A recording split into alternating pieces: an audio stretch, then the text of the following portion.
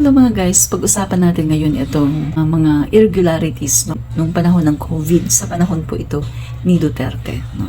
Mga kaibigan, meron po tayo ditong papanoorin na video, pagkatapos ay kokomentuhan natin. At papaliwanag ko sa inyo kung ano yung ating take dito. No? Okay, panoorin natin. Congressman Dan Fernandez wrote the World Health Organization on November 28th to assert that what was done by the DOH was illegal. This was received at the WHO headquarters in Manila, and Congressman Dan Fernandez spoke for the Filipino people when he said that this act of agreeing to the amendments or not objecting to it was illegal under WHO rules. Lunas Pilipinas backed up Congressman Fernandez's letter to the WHO. We sent a letter on behalf of the Filipino people. If the DOH is not willing to stand up for the rights of the Filipino people, there are people like Congressman Fernandez and the honorable congressman here in this room who will. And there are Filipino people who are sick and tired of how the DOH has let us down, has refused to admit that people are dying, turning a blind eye to the people who are getting sick, turbo cancers, myocarditis, children who are suddenly sick as if they are 60, 70-year-old people. Your Honors, we have seen the cavalier attitude of the DOH here over the past 5 hearings. They don't care.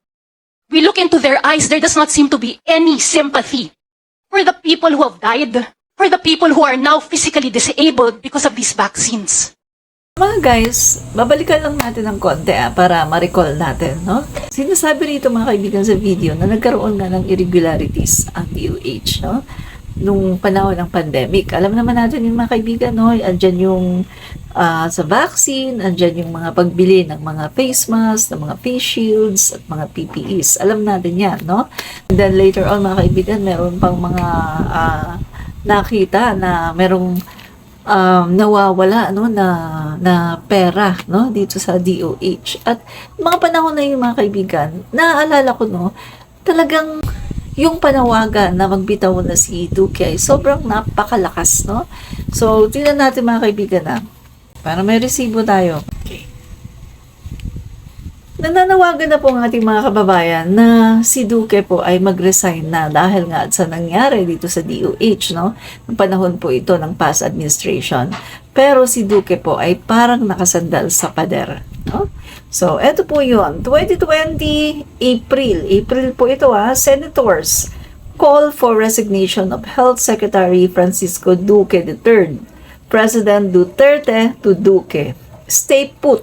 So, eto po mga kaibigan, no?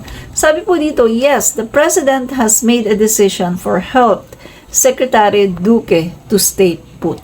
Yan. So, April yan mga kaibigan, nanawagan po ang mga senador na mag-resign na po si Duque. Pero ang sabi po ni Pangulong Duterte, dating Pangulong Duterte, na stay put, huwag kang umalis dyan. No? Pagdating po nung May, eto naman po, Private Hospitals Association of the Philippines joins calls for Duterte to sack Duque. Duterte to Duque. Eto naman ang sinabi ni Duterte kay Duque. Don't be so touchy on issues because always there will be pros and cons. Just take note of this because this is a democracy. No? So sinabihan niya si Duque na huwag kang masyadong magdamdam, no? Huwag masyadong maging touchy, no? Damdamin yung mga sinasabi, no? Tungkol sa kanya na pagpapababa kasi si Duterte po, ayaw po niya talaga na bumaba si Duque kahit na napakarami na ng panawagan pero ayaw pa rin niya. Pagdating naman po ng June, no, Ombudsman orders investigation of Duque and other DOH officials. Presidential spokesperson Harry Roque. Ito naman ang sinabi ni Harry Roque. The President has time and express his continuing trust and confidence towards Secretary Duque. See? Pagdating naman ng July, mga kaibigan, eto naman po. At Prisona Forum, Duque announces Philippines has flattened COVID curve since April. It was corrected to mean bent. Harry Roque on Duque error. There was no scolding that happened. So, kita niyo mga kaibigan, no? Kita niyo yung yung nagkamali si Duque, no, sa kanyang pronouncement. Ang sabi niya, no, Philippines has flattened COVID curve since April, no? Pero kinorek ito na hindi naman flattened. It was corrected to mean bent, no? Pero ang masama dito mga kaibigan ay wala man lang, hindi man lang siya in-scold ng Pangulo, hindi man lang siya pinagsabihan ng Pangulo. Basta okay lang yun, no? So, okay lang yun. Ang lakas-lakas po ni Duque kay Duterte, no? Pagdating naman po ng August, mga kaibigan, eto naman ang nangyari. Malacanang responds to persistent clamor for Duque to quit Duterte. Secretary Duque, they want your neck. Then I said, okay, you want me to fire Duque? Let me be satisfied. What was his sin? He did not import COVID. Kita niyo mga kaibigan, no? Pinagtakpan na naman at talagang pinagtatanggol ni Duterte si Duque, na hindi naman daw inimport ni Duque ang COVID-19. See, kita nyo kung paano niya pinagtatanggol si Duque, mga kaibigan, na kahit grabe na po ang panawagan na patalsikin si Duque, pero talagang pinagtatanggol pa rin niya. Pagdating naman po ng September, Department of Justice opens investigation into mess in PhilHealth where Duque is board chair. Ito naman ang sabi ni Duterte. Secretary Duque, this is not the time for you to resign. I have heard stories about you're going to resign. I have full trust in you. Kanya mga kaibigan, September nangyari yan Samantalang nung siya mga kaibigan ay yung kakahalalang niya, anong sabi niya? Meron lang daw siyang kahit maamoy na kaunting korupsyon, tatanggalin niya kaagad. See? Pero pagdating po kay Duque, mga kaibigan, kay Duque po, no, nangyari ito na hindi lang po amoy ito talagang nangangalingasaw na sa baho. Pero anong nangyari? Hindi po niya tinatanggal kahit na pinapanawagan na ng taong bayan. Diba? Pagdating naman po ng October, ano naman po nangyari ng October? Duterte on PhilHealth mess. Ato sinabi niya kay Duque, for the life of me, I cannot really find a good reason to prosecute an innocent man. See, mga kaibigan, hinusgahan agad niya, nag-judge kaagad siya na inosente daw si Duque. Bagamat hindi pa man niya, bagamat hindi man lang siya pumayag na maimbestigahan si Duque, mga kaibigan, ay naghusga na kaagad siya at sinabi na kaagad niya na inosente daw si Duque. Diba? So, mga kaibigan, alam niyo, isa lang ang dito Isa lang ang masasabi ko dito Baka kaya sinasabi niyang inosente si Duque sa kabila ng mga samut-sari na mga katiwalian sa DOH during that time, ay baka hindi naman talaga si Duque yung gumagawa ng katiwalian.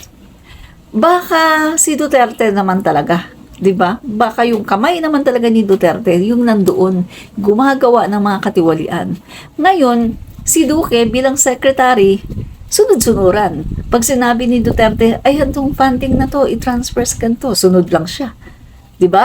Kaya siguro sa analyzation ko kaya siguro mga kaibigan, no?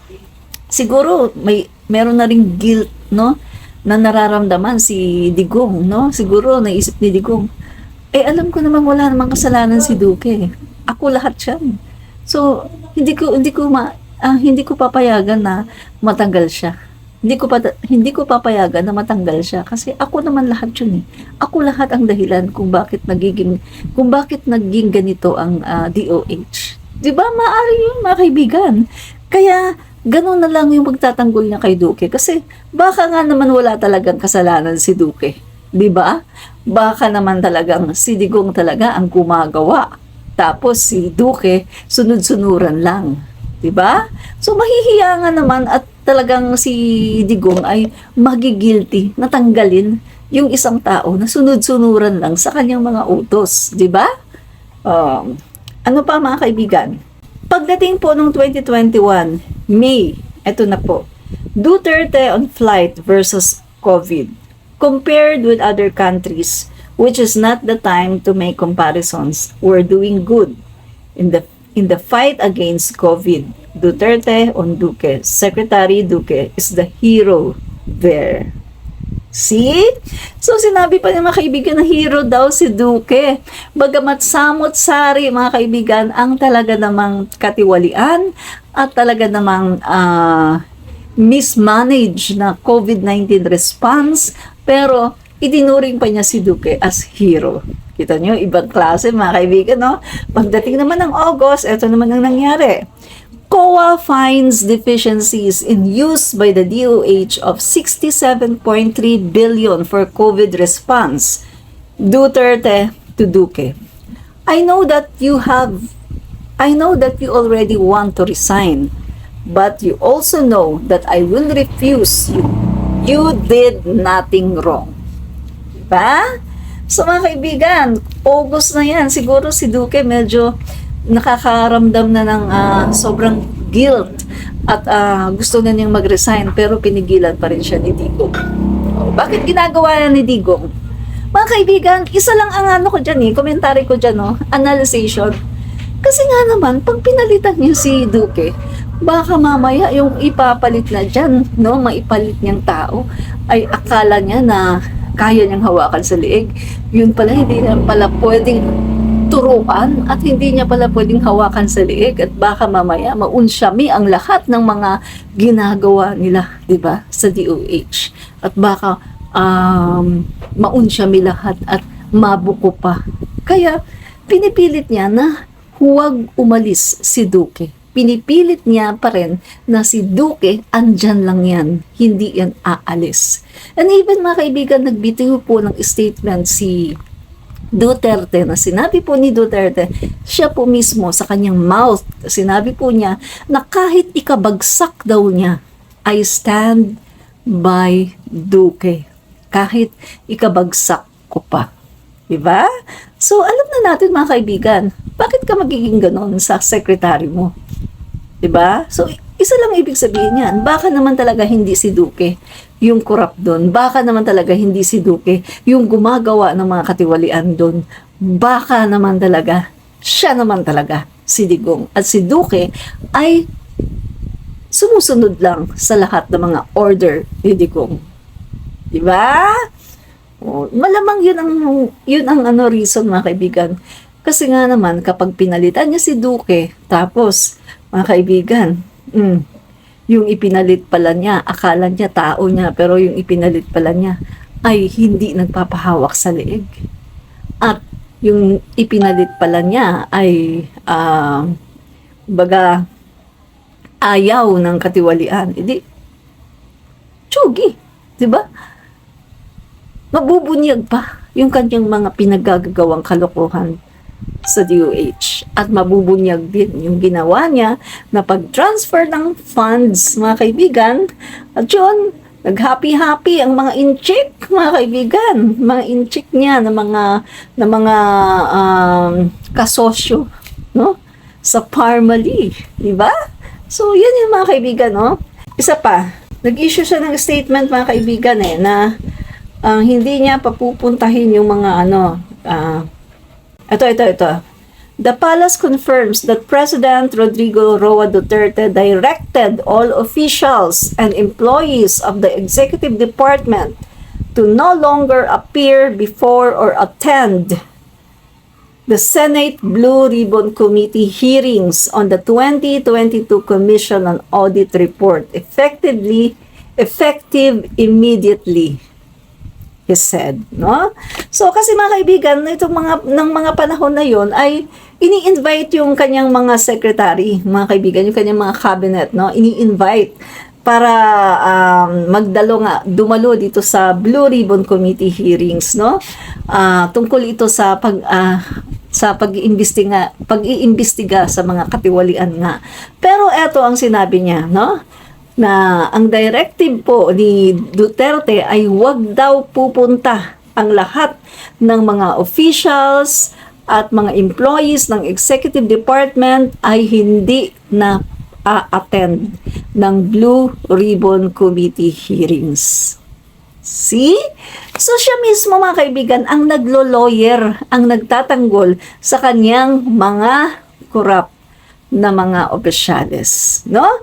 At ito pa mga kaibigan si Duterte mga kaibigan sa sobrang inis po niya sa COA, ito sinabi niya in a fresh tirade against the Commission on Audit, President Rodrigo Duterte joke about kidnapping and torturing the Commission's personnel who make life hard for local government officials. Sabi niya dito, PI, yung COA na yan, leche yung COA. Every time may mali talaga. Ano ba naman itong COA na ito? Kung mag-kidnap tayo ng COA, lagay natin, i-torture natin dito. PI, said Duterte on Tuesday. No? So yan, galit na galit po siya sa COA, mga kaibigan. At yung sabi niya, sabi dito, joke, pero mga kaibigan, alam naman natin si Duterte, ang mga dinadaan lang niya sa joke, pero totoo na talagang gusto niyang di ba? Kasi sa sobrang galit niya sa COA. Kita na mga kaibigan? So, eto po ang gobyerno sa panahon ni Duterte. Sa panahon po ni Duterte, ang gobyerno ay kanya pong pinagtatanggol ang kanyang mga secretary na sangkot po or merong mga anomalya. No? Kanya pong pinagtatanggol at siya po mismo ang naglo-lawyer. Unlike po ngayon sa panahon po ni PBBM na kapag may nababalitaan na ay merong ganito, may katiwalian o sinisibak or sinususpindi muna habang iniimbestigahan para hindi maka-influence sa investigasyon. So, maganda po yung ating administrasyon ngayon kasi hindi po tinotolerate yung mga katiwalian. Unlike po sa panahon ni Duterte na talagang tinotolerate po ang mga katiwalian ng pamahalaan or ng kanyang mga cabinet members at mga agencies, no? So, yan lang po mga kaibigan. Fight fake news, expose the truth, admin reach po ito. Patuloy po nating suporta ng ating Pangulo Bongbong Marcos at ipagdasal po natin ng ating Pangulo na ilayo po siya sa lahat po ng masasamang tao dyan sa paligid-ligid. Bye!